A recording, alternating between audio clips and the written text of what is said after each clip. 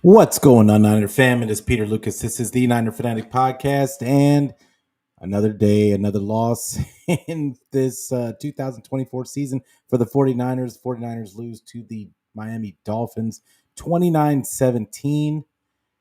Uh, I have no positive words for the debacle that was that game.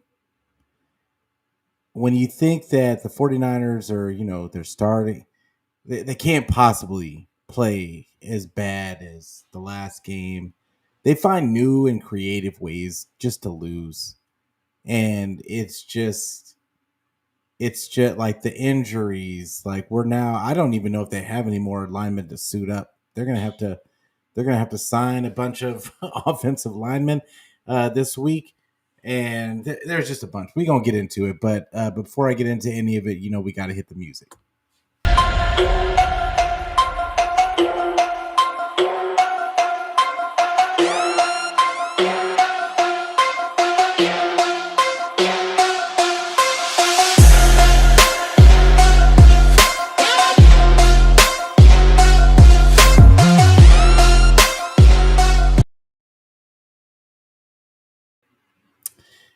And once again, it is Peter Lucas. This is the Niner Fanatic Podcast. And yeah, another loss. Another loss for the 49ers, 29-17 to the Miami Dolphins. And it's just, it's really not even funny anymore. The the ineptitude, the penalties, the injuries, the the ridiculously bad execution, um, the disjointed play calling, all of it, all of it. Defense was just atrocious in this game. Yes, I get it. Dre Greenlaw went down when after the first drive, like he didn't come back in the game. But I mean, this team, it's just yeah. I think this goes to show how much the 49ers, this defensive scheme depends on good linebacker play, and they just didn't have it. These guys could not plug up holes to save their life in the run game. Let's go over the stats like a little bit just to give you an idea. And we'll start with Brock Purdy.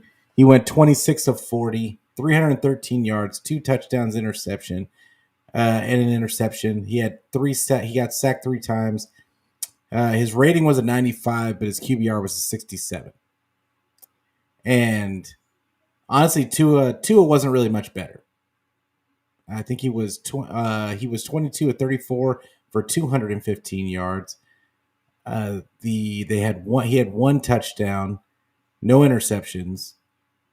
He didn't take any sacks. He didn't really get pressured, honestly, all game. And his rating was a 92, QBR was a 41, which pretty much says he had nothing to do with this win today. And that's the way I saw it too. He didn't really do much. He made a couple of throws, but Brock made a couple of throws, and there really wasn't much difference between the quarter. Brock made a couple of plays that kind of saved drives, but the story of the game, realistically speaking, was the complete lack of running game from the 49ers. Complete lack of running game. They ran the ball a total of 18 times. 4 of those were Brock Purdy. Debo had 5 carries for 25 yards in what was one of easily Debo's best rushing game of the season. And honestly, this was his best game that I've seen this season.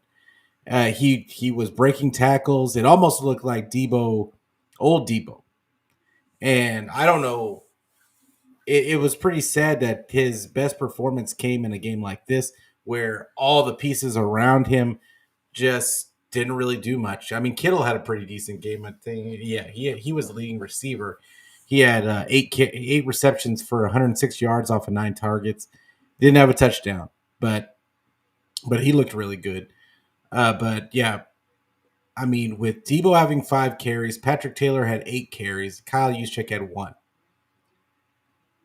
I mean, Brock gets credited with 4 carries, but the reality was that he was scrambles. So when you look at, and it's really kind of on the flip side, the Dolphins were able to run at will. Devin A Chain went 17 carries, 120 yards. It was easily the 49ers' worst performance against the run by this defense all season. I can't remember the 49ers looking this bad ever against the run. It was just terrible. And I mean, the people that are calling for Nick Sorensen's job they're going to be out in full force after this one. I mean, they didn't even need to really pass the ball, but they still passed the ball 34 times. Yeah, it was just, and they were killing the 49ers with screen game. And you would thought after a while the 49ers would try and, cover that, but they were just getting gashed over and over and over again. It was just silly at some point. To the point to where you could call it and it wasn't like the players weren't in position to make plays. They just didn't.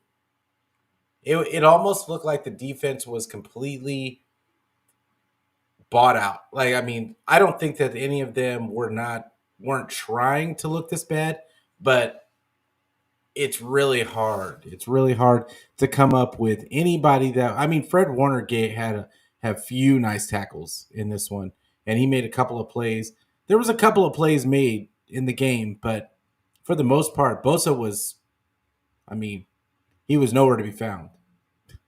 I mean, he was getting double teamed the whole game, but at the same time, I mean, nobody was around on the defensive line. Nobody.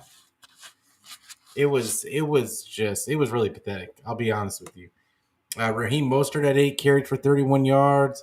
Jeff Wilson had 2 carries for 12 yards. Even their fullback got in there with a carry for 4 yards. It was just bad. It was bad all the way around. And receiving wise, it was just the George Kittle, Debo, Ricky Pearsall had 4 catches. Debo had 7 catches, 96 yards, and a touchdown off of 9 targets. He had he had a pretty good game. Debo had a really good game this game compared to, I mean, it was easily his best performance. Jawan Jennings had 4 catches, 51 yards off of 6 targets. Like I said, Ricky Pearsall had 4 catches. That was easily his biggest output this season. And Kyle Juszczyk had a catch. Saubert had a catch. Patrick Taylor had a catch. And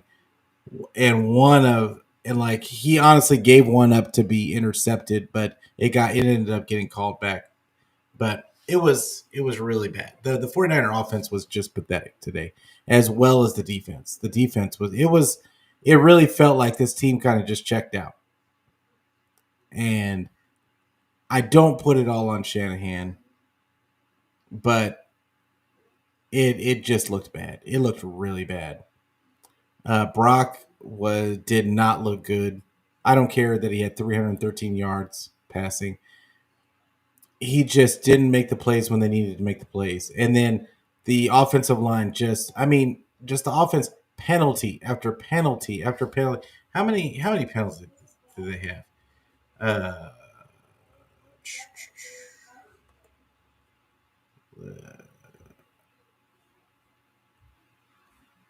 let me look. Penalties. They had 11 penalties for 90 yards. Almost 100 yards of penalties. And one of them were back, and there was one that was back to back. Pearsall for not being on the line, not lining up correctly, basically, twice in a row, and he got chewed out on the sideline for it. So it's just, and I want to say this about the commentating. Commentating was pathetically bad. It was like they didn't do any research before the game. They were just like, 2, 6, and 8 teams. I'm not bothering. I could say whatever, and people aren't going to even notice. Tony Romo at one point said that said that Pearsall didn't practice with the team at all, and that he had only had 3 practices, and that's why he had the penalties. I mean, Pearsall's played in a few games now. He didn't have these issues before this game. This like I'm not understanding where that even came from. And then you've got and then he brings up Burford because once again 49ers have injuries along the offensive line again.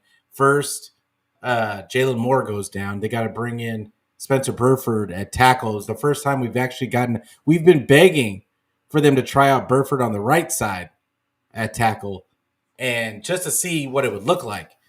And he actually didn't look bad at left tackle. I'm sure the number crunchers and the bean counters and the all 22 freaks are gonna come out and say, oh, he was terrible. PFF gave him a terrible grade, all that stuff. But I'll be honest, it didn't look bad. It didn't look bad, and I want to see more of him at tackle.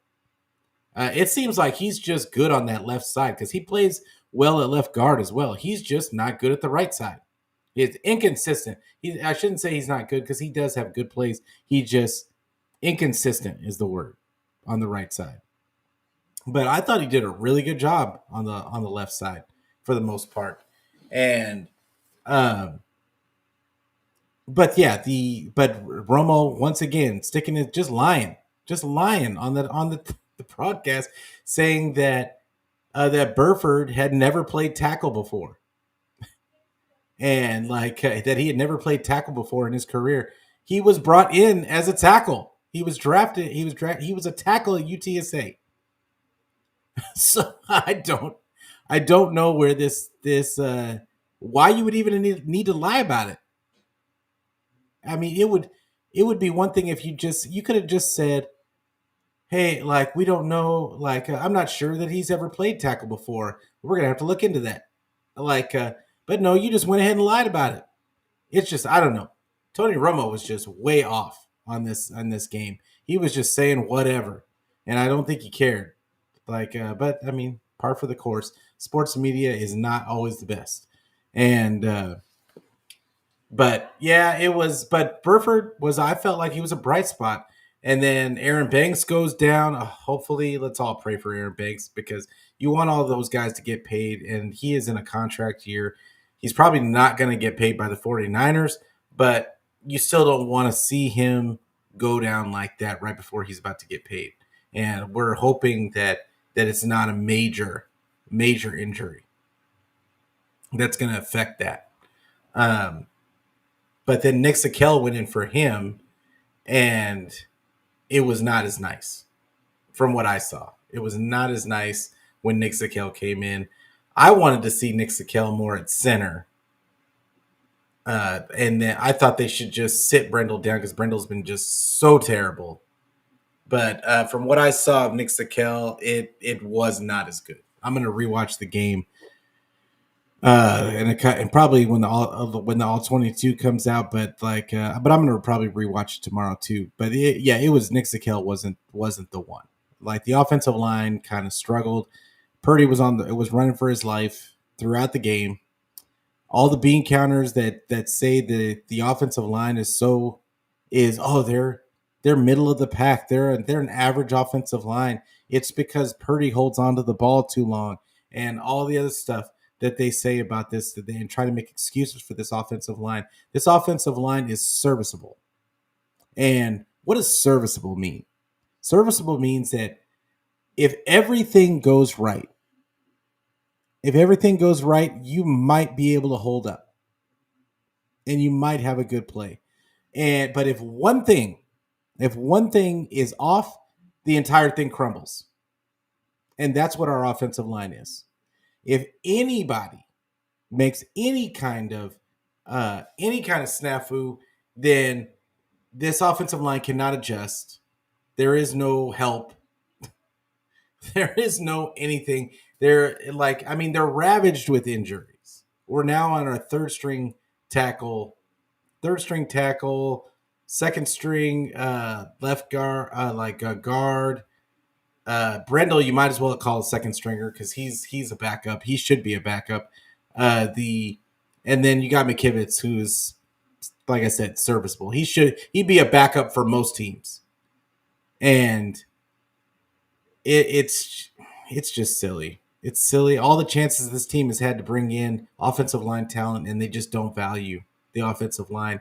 When they did, it's just a complete philosophy change that they had when they first came into this. When they first started with this team, they said they were going to build the team from the inside out. They put multiple resources into having a good center, into making sure that we had those good pieces on the offensive line, and then they just at some point they just completely pivoted away from it and Kyle felt that he could make the scheme protect his quarterback and open up holes for the running back and basically pull a fast one on the league, like by saying, "Oh, I don't need talent at the offensive line.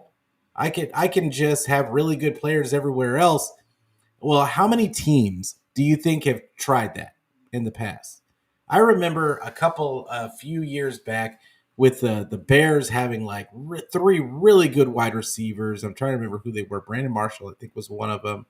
Uh, yeah, they had some really good receivers, and but their offensive line was trash, and they couldn't get the offense going because they couldn't run the ball, they couldn't protect the quarterback. So it didn't matter how many wide receivers and good running backs you have if you can't protect, if you can't block.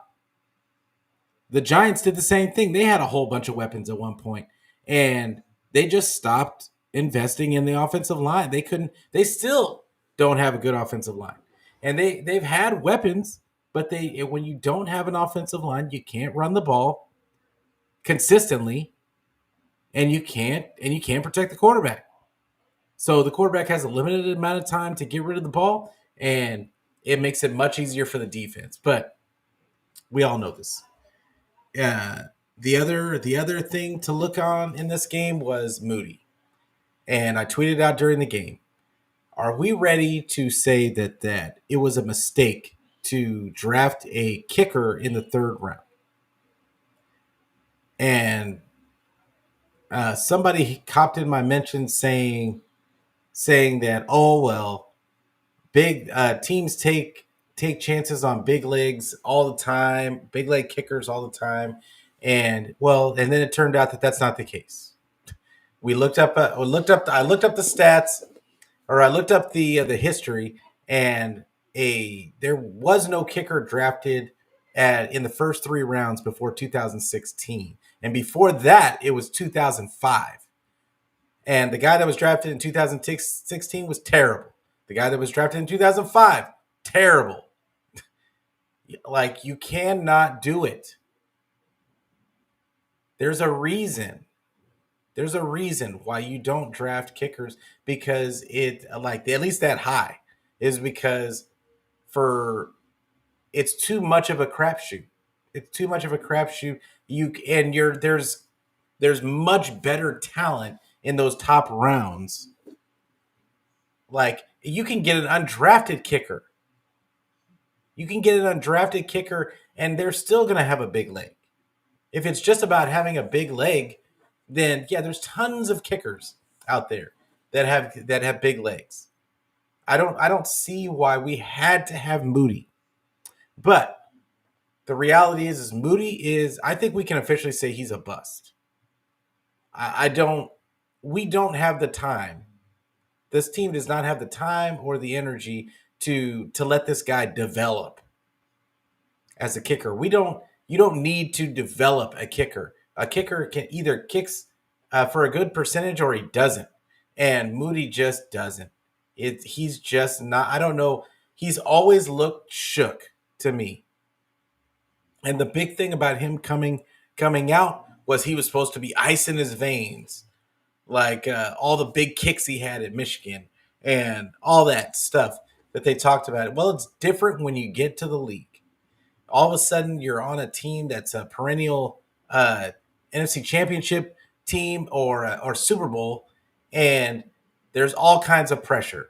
You cannot you cannot put a rookie into that. And then it just carried over into his second year. And then it just carried over. And then it's just carrying over. This is his second year. So it just carried over into his second year. He's just stunk. And honestly, when he got hurt, it was better. I think everybody felt more calm about the kicking game. So I don't know. They've got to find a way to get out. I mean, regardless, I'm wondering now. Now I got to look it up. Now I got to look it up. But movie, I got to look up to see what his cap hit is if they just get rid of him.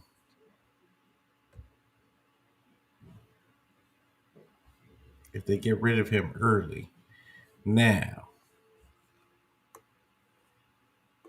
this is nothing. Like, so he has a dead cap hit. If they get rid of him in the offseason, 428,000. He better be gone. He better be gone. I don't want him on the team after this season. I don't care what anybody thinks about it either. Like, this was a bad pick. This was a bad pick. Jair Brown's not even playing that same season. That was just a bad draft class. It was a bad draft class all the way around. The last before this draft class, and the commentators made a comment about this year's draft class. Yeah, the draft class wasn't bad.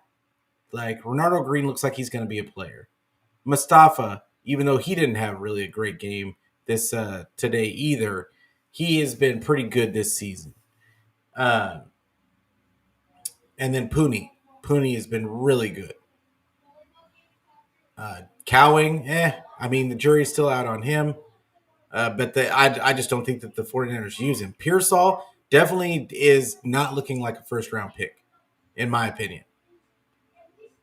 And he might develop into a better wide receiver.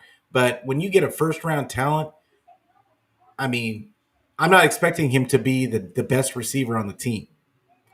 But I think I expect a little bit more than what we're getting. What we're getting for a first round pick. When you get a first round pick, you want that guy to contribute immediately. First and second round picks, I look at as they need to contribute immediately. And I just don't see him contributing like that. If Brandon Ayuk was here, he wouldn't be contributing at all, in my opinion.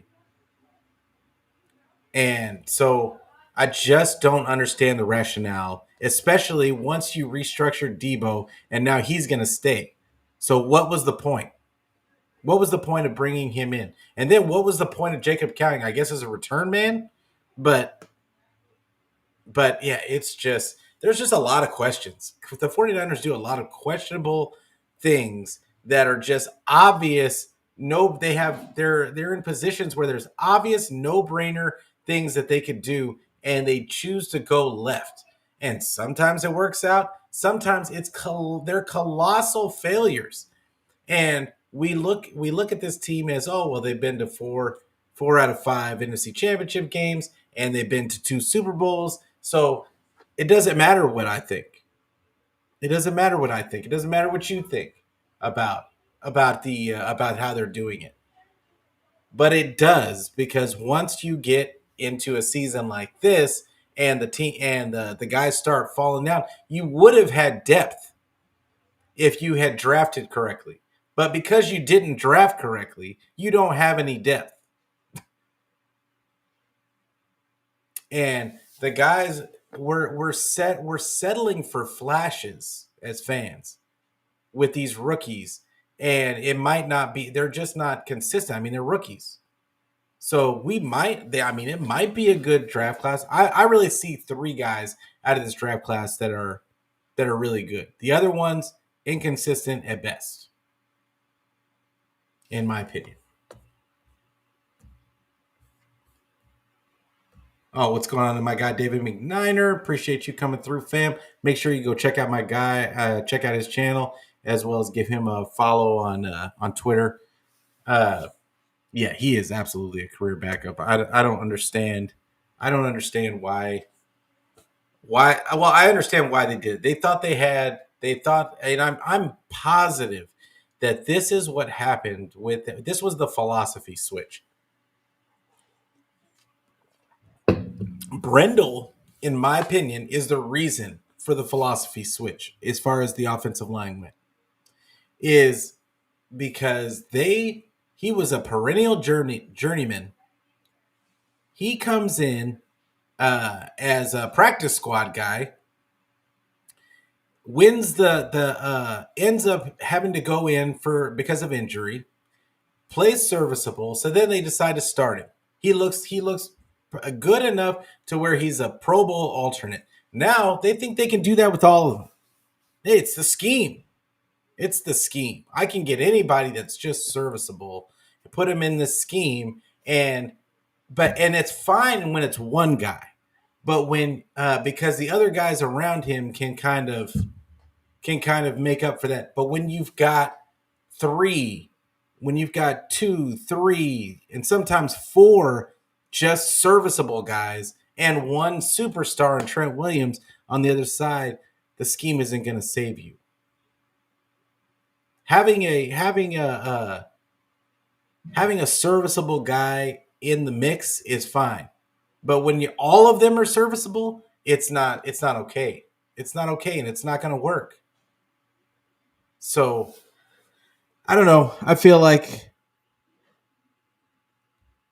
yeah, absolutely. The mid drafts we had in 2022 and 23 is affecting the team right now. Have Brock Purdy and D Winners are the best two from all those draft picks.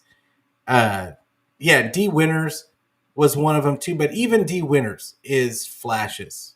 He's flashes, but he's not consistent.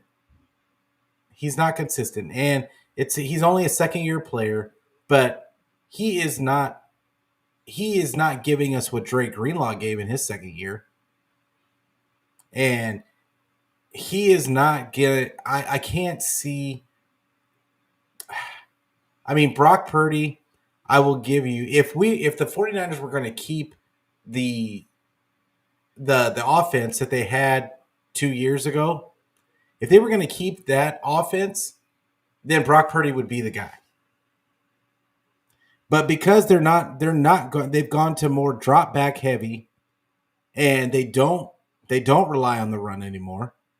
Because of that, he is not going to be good. This is what we're going to get. What we see today, what we've seen all season, is what we're going to get going forward. I don't care if uh, if Ayuk is back or not. That is what you're going to get.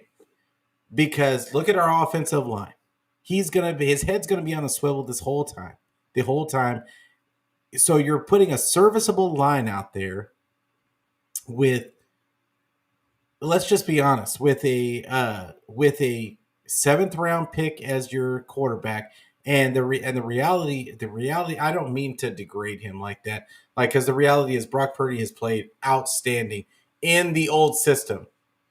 People keep acting like this new system that they're running now is the same thing that they've always been running. That's ridiculous, and that's silly to say that.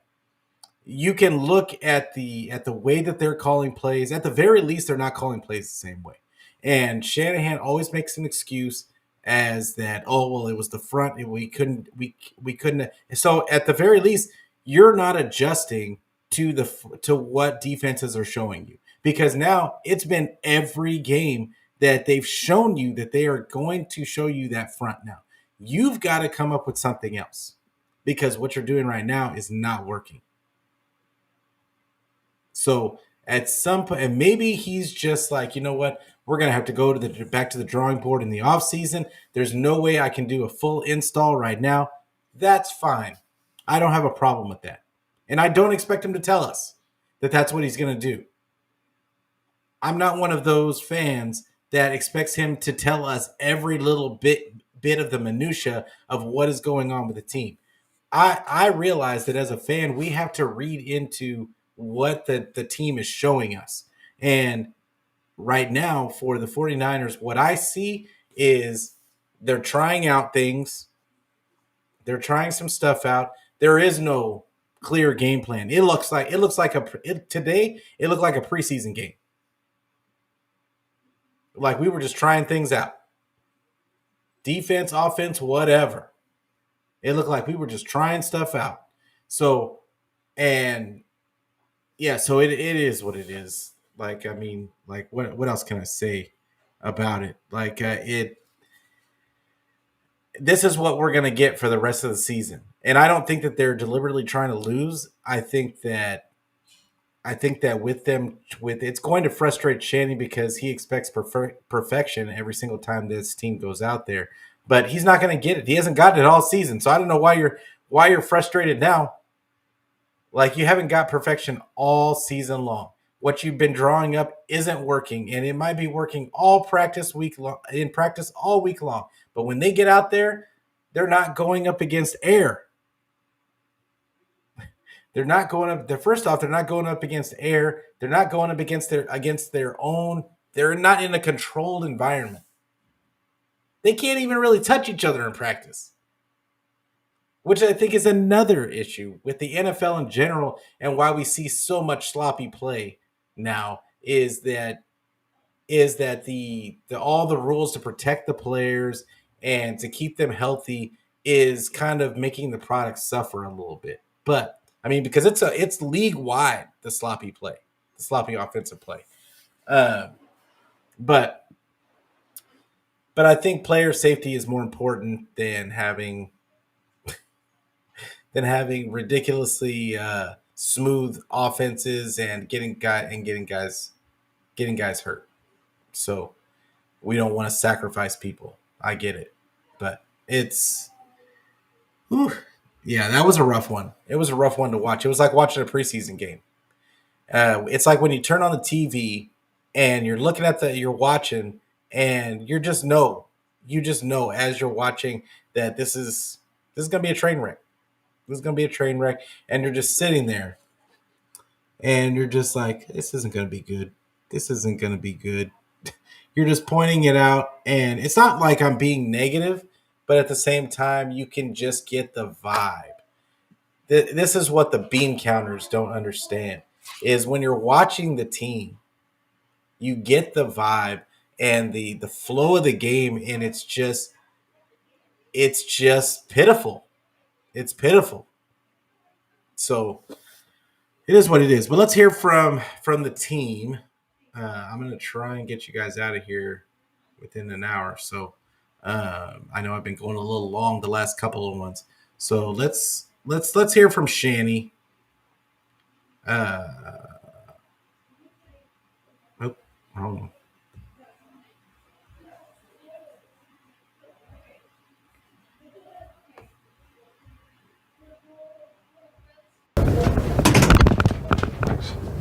All right, guys, injuries from the game.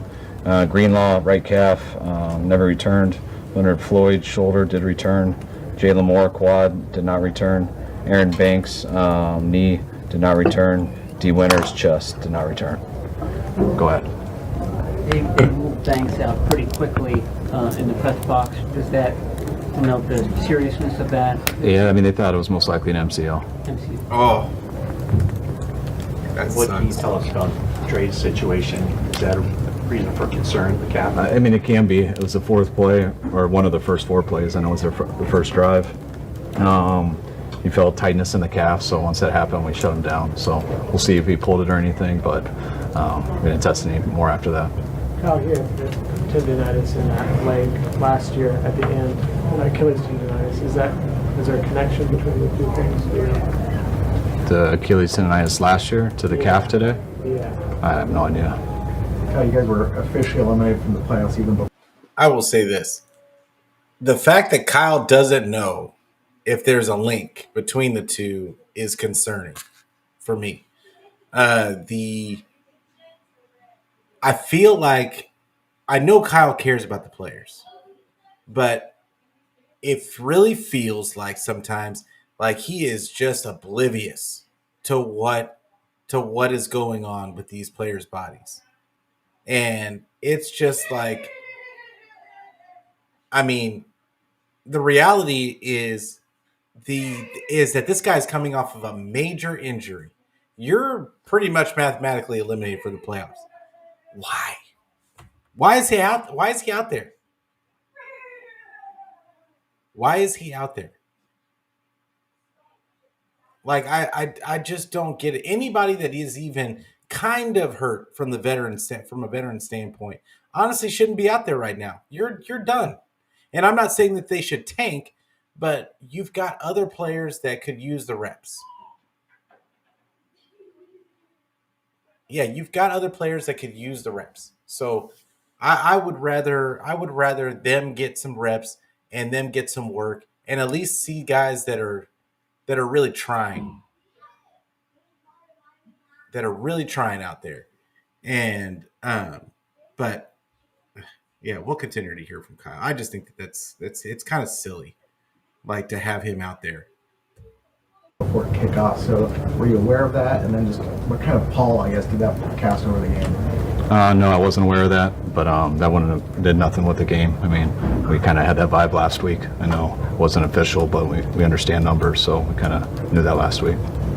At what point did you learn that playoff contention had been eliminated? I mean, I knew pretty much was last week. So, I mean, they told me after the game here that it was official with those two games, but we understand what 1% chances or whatever it was. So, pretty much last week. Kyle, what's just the penalties, everything, and just how do you feel about? I mean, what did you tell you guys after the game? That no matter what's going on, when you have those penalties like that, you don't deserve to win. You know, the offense, the biggest thing was the lack of concentration. And we should have first and goal at the 2, no problem. And 3 plays before that, we have 2 guys line up on the ball. And then we overcame it with Devo's play there on 3rd and 8. But we didn't because we had 2 guys off the ball. That was a big one. And then to miss the field goal after that. The defense, 3 drives where you have a personal foul on all 3 of those drives. I think 2 of them ended up in points. But that was stuff that we can control, and I didn't get to see them all, but you can't have 3 personal fouls on 3 drives in the second half and expect to win.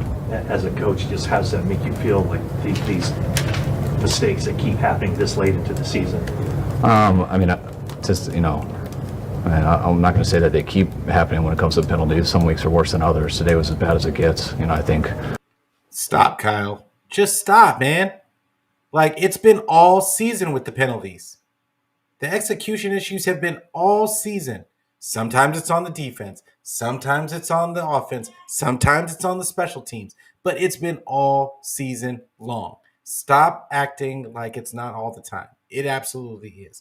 We have a discipline issue now. We used to make fun of the Cowboys because you could count on them getting a penalty. Now that's the 49ers now. You can count on them getting a penalty to set themselves back. You can count on it. Every single game you can count on it. So I don't want to hear that. I know we're in the front half of the league when it comes to penalties, but today was, you know, the situations when we got those penalties, how we got them. That was real disappointing. Did you see the second Pearsall legal formation penalty before it happened? Did you know that was going to be a penalty? No, I didn't. We went on the quick count, so we need 1 guy on and 1 guy off. What did you see on Purdy's interception? It looked like he was going to try to layer the ball over whoever the nickel was, and as he was throwing it, he got hit, so he wasn't able to. With Drake bringing him out, was that precautionary? Could he have gone back in if you guys needed it? I mean, we didn't even discuss it. So once we heard about his calf, we shut him down. Kyle, is it hard for you, your 4th-string running back and with the 3rd-string left tackle and 7th-string guard, on and on? Is it hard, given that type of injury situation, to kind of judge Brock and his performance, or do you say no, you still got to overcome a lot of this stuff? I mean, you look at each play. I mean, you don't. That's why you watch film and you don't try to just have a sentence to define the whole game and get on that plane and watch a lot of the film. Yeah, it makes it tougher and stuff with those situations, but just as a team, like, regardless of those situations, those penalties I just discussed, I don't even want to get into the situations with injuries. We had every opportunity to win that game, but you don't give yourself an opportunity when you make some of those mistakes. You mentioned earlier things you can control. as many injuries as you've had this season, it seems like a few times after games you talk about that, things you can control. Is that, how much source of frustration, I guess, is that some of this is stuff, isn't the opponent, it's stuff you can control? Yeah, that's my big frustration. I understand when your backs are against the wall and you have an uphill battle, but when you got first and goal at the 2 and you make it third and goal at the 18 or whatever that is, and you miss a kick and it's completely something that you've done on your own, that's very frustrating. It makes it much harder. Kittle and Debo seem to be having some of the vintage kind of performances out there. What does that say about them amid the circumstances here?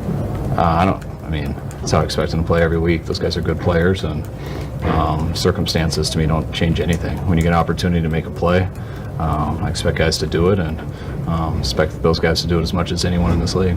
When you've got backups, in at left tackle and left guard, does that restrict the plays that you call, or are you calling plays for different reasons? No. Bad setup? Well, you got to think about all that stuff. Everything goes into it, but you also got to look at what the score is, the time on the clock, down and distance, what they're playing.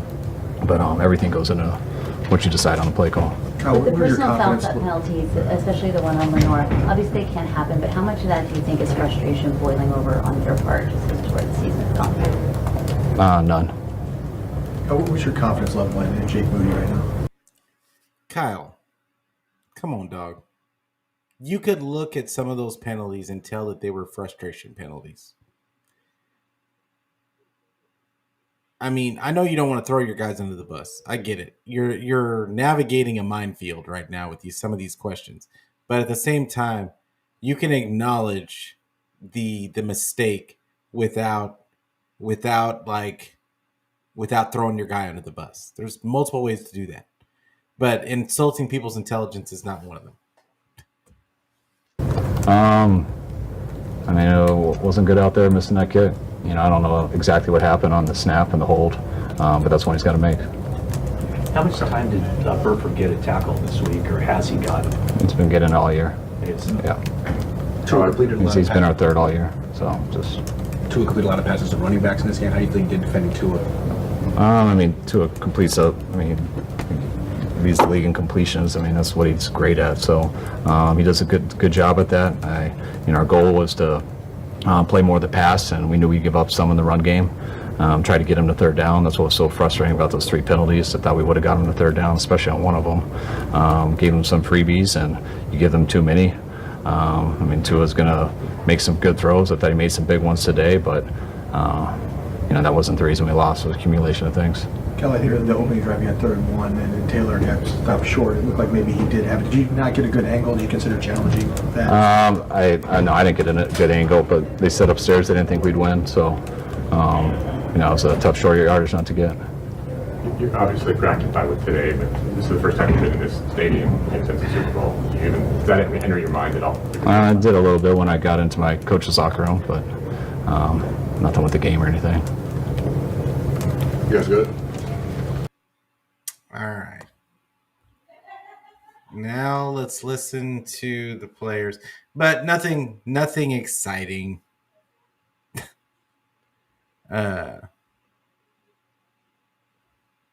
Jesus, what's in the Jesus in the building? What's up, my guy? Make sure to give my guy a follow. And yeah, they absolutely have to regroup. Need a younger D line. I agree.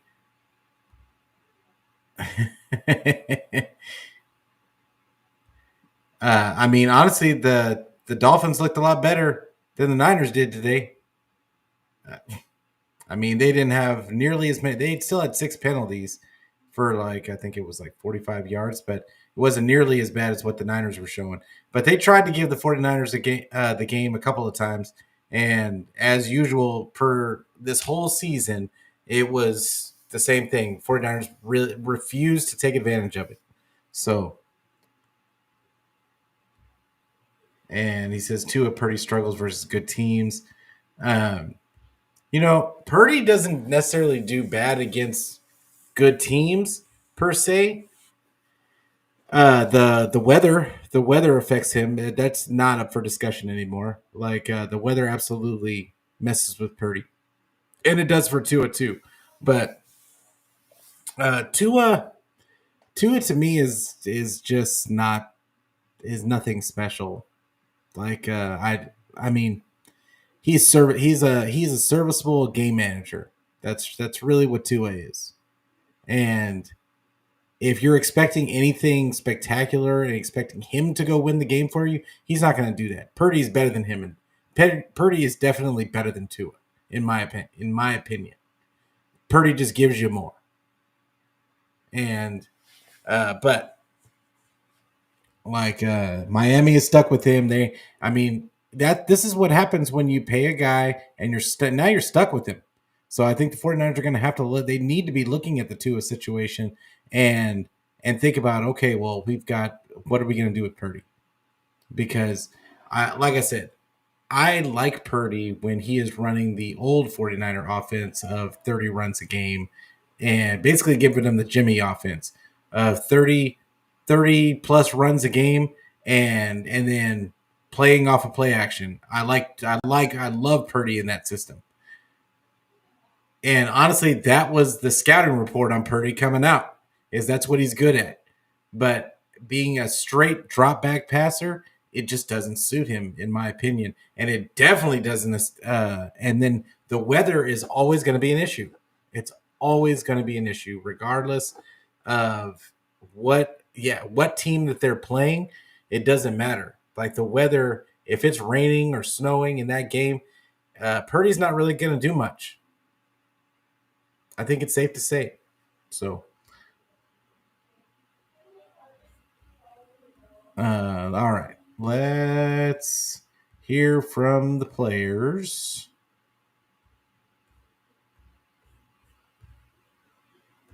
Not just covering Purdy. Thought just leaving the field. Having a chance there at the end. Just how do you feel about the way the offense played? I mean, just not good enough. I feel like we hurt ourselves, early in the game, some penalties and things, and just plays were left out there. I felt like, so just overall, just you start thinking about the plays that could have changed the game. Get some points up on the board, get some momentum, and so when we walk off the field, it's like, dang it, we had plenty of opportunities and we didn't finish. So yeah, it hurt. Find out you guys were officially eliminated playoff? Yeah, not until like after this game. So, yep. What happened on that interception? I was trying to layer it over that defender for Ricky, and then I just got hit and I couldn't, throw the ball that I really wanted to, and I left it short and guy got it. So. I realize there are 2 games left in the season, but what have you learned about yourself and this team this season? And I realize it's been frustrating. You talked about that, but as you stand for now, what do you think you've learned from that? Man, it's sort of tough. We'll really see after the season just, the theme of every game and all that kind of stuff, where we need to be better and stuff. But just off the top of my head, it's just been, not clean football across the board. I just feel like we're hurting ourselves offensively. And then when the defense gets a stop, like we got to go and capitalize. Last year we did that really well, last couple of years. And we played team football for 4 quarters, and I just felt like we were pretty dominant. And so this year it's just been, hit or miss. And the momentum as a whole team and a unit has just been, okay. And that's a lot on me for, our offense. Like I got to get our guys going and be on top of things. And so definitely learning that. It's not been okay. It's been bad. Consistency, the execution has not been there. The play calling, in my opinion, has not been there. When you talk about execution, just the discipline, the overall discipline of the team has not been there. So I think he's underselling it because he doesn't want to throw his guys under the bus, but I'll do it for him. It hasn't been good. But, more than anything, it's like we have a really good team and we have good players and a lot of the core guys from obviously what we've done the last couple of years. And so, that's what hurts, is you have those kind of guys and culture here, and we just haven't been able to get it done in some games. Brock, you mentioned a lot of good players. A lot of good players are no longer available. You're down to your four-string running back, and obviously there were some challenges on the offensive line after some injuries today. Obviously it affects the quarterback. Not making excuses for you, but is that a factor in some of these games, or are you like, I should be elevating this offense regardless what's going on? Yeah, that's my mindset, is it doesn't matter who's out there. We have what it takes to win and move the chains and put up points and give our team a chance to win. That's my mindset. And so that's where I'm hard on myself is, we've had some guys that have been banged up and all that, and then we haven't been able to get it done. And so, I'm just hard on myself when it comes to that, and it hurts. But that's the NFL, man, and I know that I'm capable of pulling through and winning these kind of games, regardless of who's out there. It's just, in the moment, man, I got to just be better and take what the defense gives me and continue to build guys up as we go. So learning a lot, it hurts going through it kind of thing, but I still have all the faith in the world and what we can do moving forward, and we still have 2 games left to go showcase ourselves and who we are. A couple more. Did you get to meet Dan Marino before the game? Yep, I did. What was that interaction like? It was quick. We were starting to warm up, and he just sort of walked over and just said, "Hey man, I just wanted to meet you and good luck, and tell your dad I said hi." So that was really neat. Cool of him to do that. The ability to get Debo and Kittle involved and get them a lot of activity. What did you see out of those 2 guys today?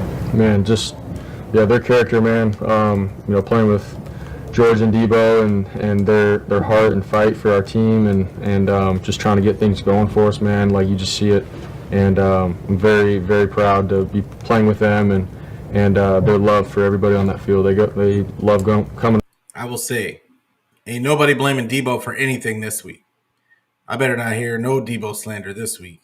And I'll be the first one to say, like, hey, Debo, appreciate you for coming through. Like, because you hadn't been all season, but you did today. So that's all I ask for from a player as a fan, is that I don't care what you did all season long. If you had a down year, whatever, but there is no time other than the present to change the behavior and to change the performance. So Debo did that today. So more power to him. It was a great performance by Debo today. To work with everybody here and going to war with all of us, and so we saw that out of both George and Debo, and man, I'm just incredibly happy to be a part of the field, playing with them, and in life, just the conversations that we have and stuff off the field. They've been really good to me and big brothers to me. So All right, thanks guys. Thanks. Okay, thank you. All right, bye, Brock. Ready for it. Go ahead, guys. Fred, how do you put this one in perspective?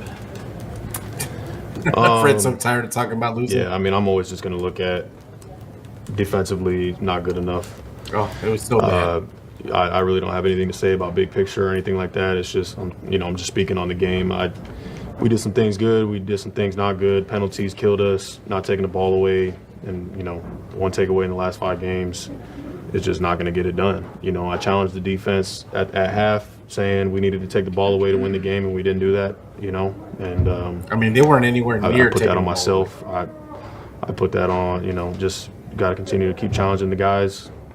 I can only speak defensively at the end of the day. And how much did it deflate you guys or hurt to see Dre go out so early in this game? Yeah, of course. We see the difference, right? From last game when he's out there, and that's my guy. I love going out there to battle with him, but at the end of the day, it's about saving Dre from himself sometimes too. He's coming back from a major injury, and everybody looks at last game and you got a broken foot, great he was, and it's like that's not normal. He's dealing with something significant, so we got to just protect him from himself sometimes. How are his spirits, Brad? Did you get a chance to talk to him at all? Yeah, he's down. He's down. Dre built the right way. Like he wants to be out there. He wants to help us win games, and that's my brother. At the end of the day, like I said, we gotta hold him back from hurting himself more. you obviously focused on this game, but you're one of the few players on this team who was here for the Super Bowl when it was here. And I think that's the last time the 49ers played in this building.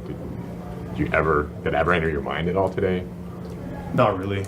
I guess when we first walked in and just seeing the locker room, but other than that, it really didn't have any significance. You and Nick have said that you're eager to see what the energy level's like over these last few games. It was not there. What was that like today? What was the terrible. energy on defense? It was right. It was right. I mean, No, it from the wasn't. get-go, you could feel it. Like we came out with the right intention. I think all across the board, everybody had their mind made up that we were going to come out. We were going to set the tone early. But I mean, it's a 4-quarter football game. That rah-rah stuff only lasts so long. You gotta play, Simon Sound, execute at a high level. And at the end of the day, I look at, defensively, just I keep looking at it. The takeaways is the difference. When we don't take the ball away, it's going to be hard to win. Brad, how was it out there being with D next to you? It's great. I love D. I love playing alongside him. He's a young player, but he plays the right way. I know he's banged. Everybody's banged up right now, but I like taking the field. I love taking the field with D every single time. 3 late hit penalties by the defense. Any comment on those? Some of them seemed maybe a little bit ticky-tacky.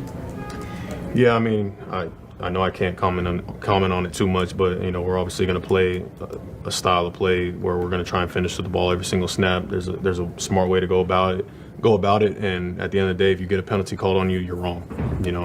That's just what it is. That's good. Thanks, Fred. All right, Fred. And my guy.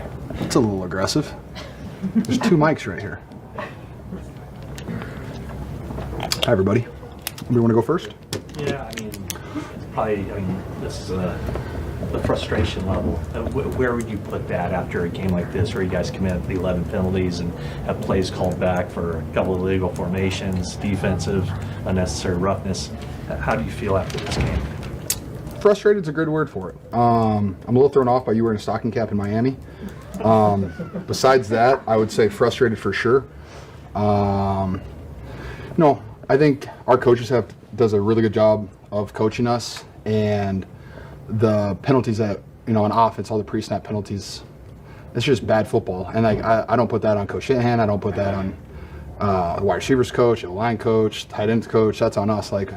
We know what the formations are. We have to go out there and execute. I messed up one, and wide receivers on the left side did 1 and 2. I'm just putting ourselves in a hole when we're already in a hole. They did too. Something that we have to address and just get better at, and just lock in a little bit better. Because if we don't do those things, probably a different outcome of the game. You're really throwing me through a loop, man. George, was it eerie at all playing back here for the first time since the Super Bowl? Did you have any flashbacks? Why did they just look around the stadium and kind of hard? Why do they keep bringing up the Super Bowl from 2019? Just because it's the first time they played in the bill. I mean, somebody asked the question once. I mean, but come on. Do you think these players really want to talk about that right now after they just got bounced? And it's been a terrible season. They're 6-9, and now we have to answer questions about how we felt walking in because it was the last time we were in the Super. How is that even? Who cares? I mean, who even wants to hear the answer? Is my question. I mean, I don't know. It's baffling to me, why that's even a question, and why it's been asked to so many guys.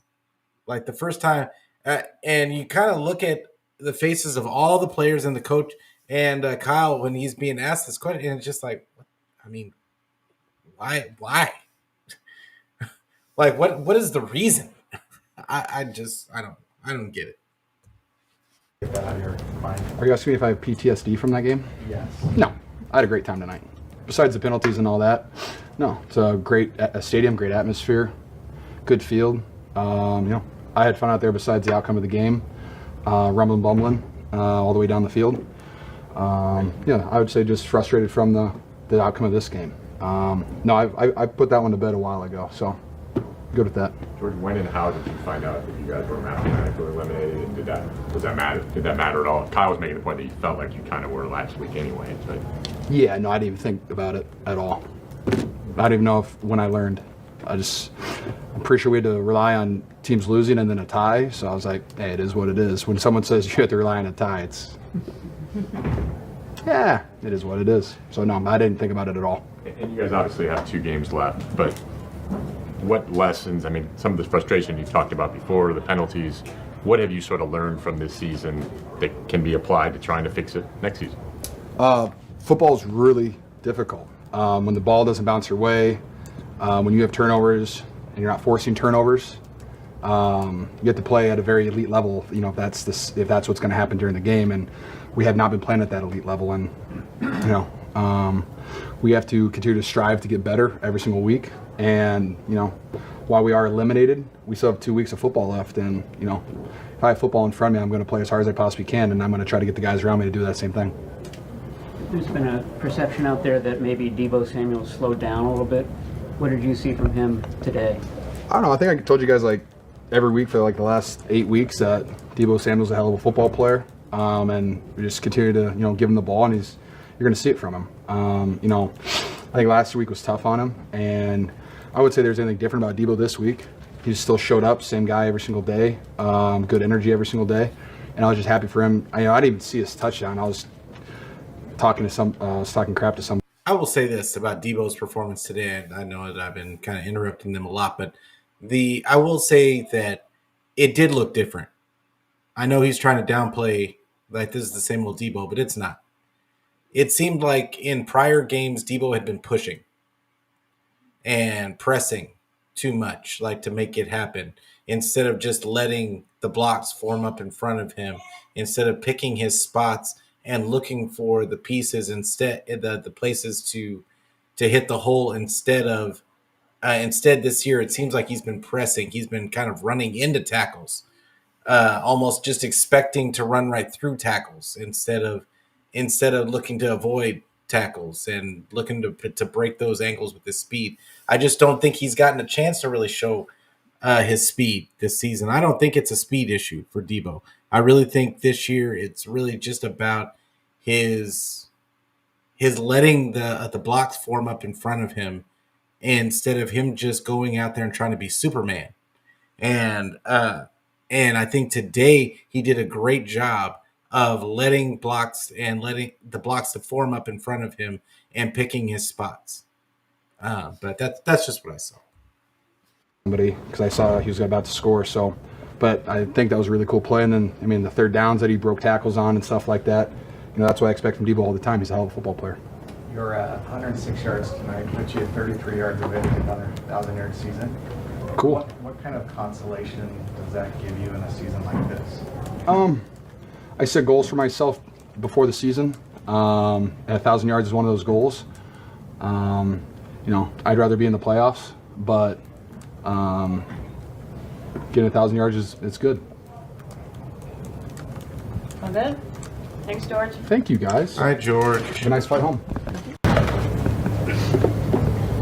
It's just how frustrating is it to see another game like this where the mistakes and an opportunity. My question is how does it feel, Nick, to completely invisible?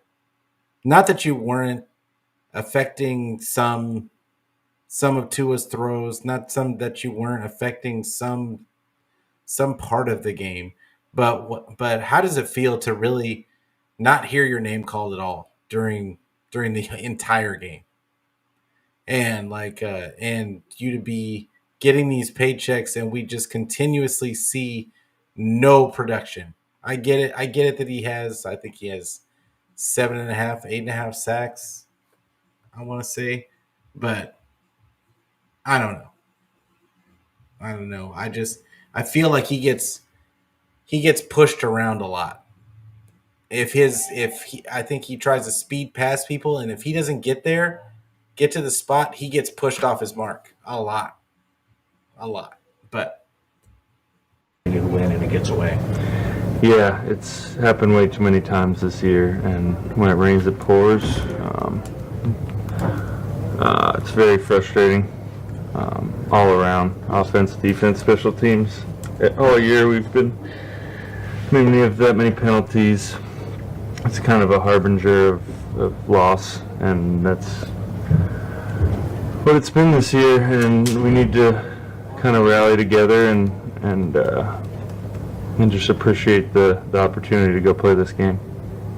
You've been open about how much you admire Dre Greenlaw. How hard has it been just these last couple of weeks to see him back, but not be able to kind of go out and keep doing what he loves and giving you guys a spark? Yeah, I felt for him today. He really wanted to play out the rest of this year, and he's an incredible player. And I think sometimes with him, we need to protect him from himself because he'll play through anything. And sometimes when you go through an injury like that and it's not ready, I think the best thing for him would be to take it as slow as he can. You talked earlier about the penalties, and I realize this might be a tough question to ask in the heat after a game, but what have you sort of learned from this year about this team and the difference between the success of last year and the frustration of this year?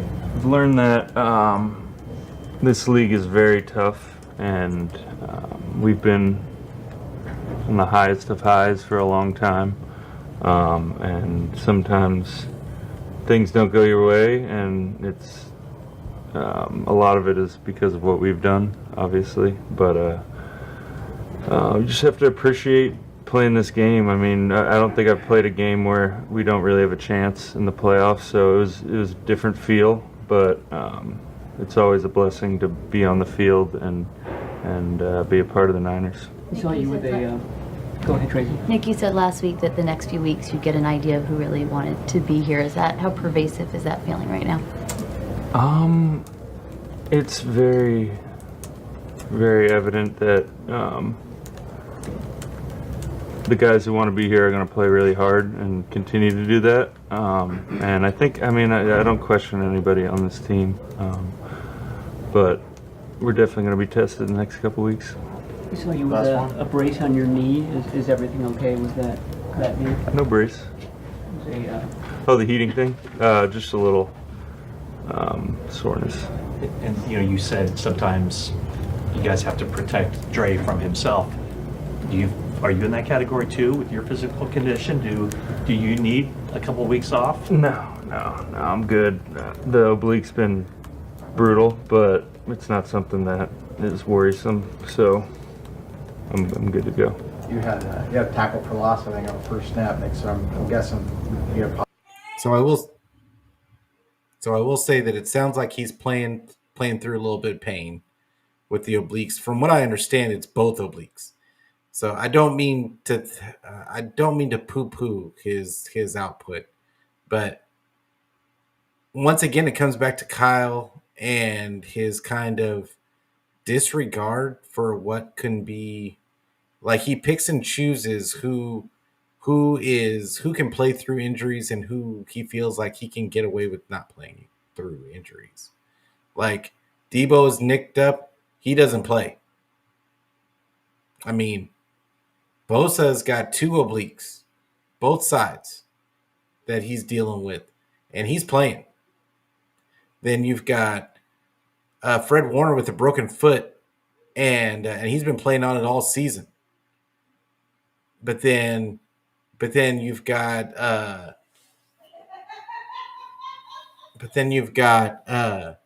other players, other offensive guys that just are dinged up, sprains or whatever, and they're not playing. So I don't really know what the who gets to say who gets to prioritize the injuries and who gets to prioritize like what they're like who gets to play and who doesn't. But I think it's kind of funny that they're always that some guys play and something. I just think it's kind of funny. Positive vibes, figuring the game's going to go your way at that point? I've learned that you never get too excited. All right, we're done. But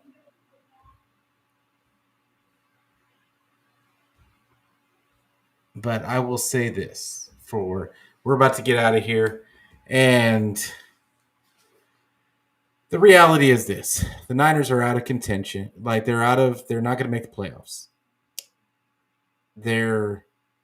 Today was an abysmal performance, just I don't expect them to win necessarily with all these injuries and with all these. I expect them to play hard, and expect them to, with as good of a coach as we know Shanahan is. I expect discipline from the team, regardless if they have players that are good enough to win, is irrelevant. But they should still play clean football, in my opinion, and that should not be. Just because you don't have as good of players out there as you normally would does not mean you should have 11 penalties for 90 yards.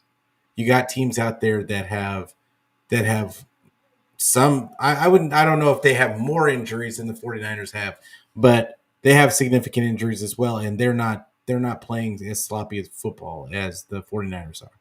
So when all is said and done, the 49ers got to clean it up. They might not have the horses to win some of these games going down the stretch, but at the same time, they at least have to play clean football. So uh, for the rest of the week, make sure you give the video a like. Make sure that you give it a subscribe. Make sure that you hit the bell so you get the notifications. This was the first time, and I should have checked to make sure that it was actually working, but. I'm on YouTube, Facebook, Twitch, Twitter, and today I was on TikTok. TikTok just started being able to go live. I started being able to do lives on TikTok, so you can check all of the things in my bio, and make sure that I don't care where you get it, just get it. So I'm on all those platforms. Plus, I'm going to give you the audio version on anywhere where you can get your audio podcast. You just look up Niner Fanatic Podcast, and like I said, I don't care how you get it. There's no excuse. Just get it when you can get it. Be a part of the community. But I will be back on Tuesday. Wait. I don't know if I will be back on Tuesday because it's Christmas Eve. So I'll find out from Beto if we're actually having a show. I probably won't be having a show on Christmas Eve. But we'll find out. If he decides he wants to have a show, I'm down to have a show.